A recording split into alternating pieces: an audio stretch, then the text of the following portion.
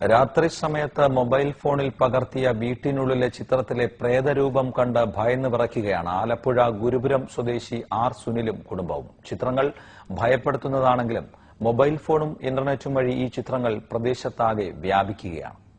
ആര്യാട് പഞ്ചായത്ത് 11-ാം വാർഡിൽ നെടിയാമ്പോളയിൽ സുനിൽകുമാറിന്റെ വീട്ടിലെത്തിയ അയൽവാസിയും 9-ാം ക്ലാസ് വിദ്യാർത്ഥിയായ വിധുനാണ് രാത്രിയിൽ ചിത്രമെടുത്തത്.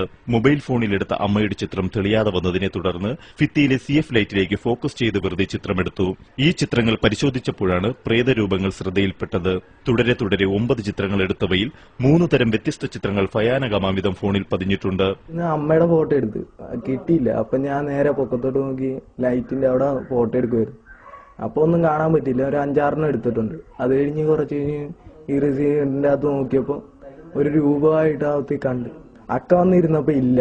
ഞാൻ എടുത്തപ്പോ ഒക്കെ ലാസ്റ്റ് വീണ്ടും എടുത്തപ്പോ വീണ്ടും ഒരു രൂപവും കൂടി വന്നിട്ടുണ്ട്. ഫോണിലെ ചിത്രങ്ങൾ കണ്ട് ഞെട്ടിയ ഗൃഹനാഥൻ സുനിലിന്റെയും കുടുംബാംഗങ്ങളുടെയും ഉറക്കവും മനസമാധാനവും ഇതിനോടകം നഷ്ടപ്പെട്ടു കഴിഞ്ഞു. ശേഷം നമുക്ക് കിടന്നുറങ്ങാനുള്ള ഒരു മാനസികാവസ്ഥയിലായിരുന്നു.